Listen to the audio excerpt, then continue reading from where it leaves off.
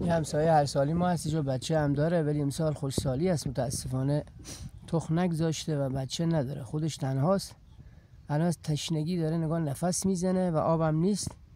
ما هم استخری نکشیدیم، آبی نیاوردیم. الان میخواد بره توی باغ ما یه جای علفی چیزی بخوره که خودشو نجات بده. بعد این لاک‌پشت هست، اینا رو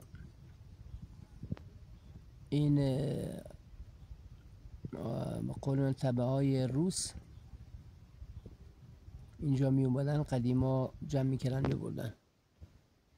به گواه تاریخ و یکی از دوستان که دیده میبردن و اینا رو ذبح میکردن میخوردن.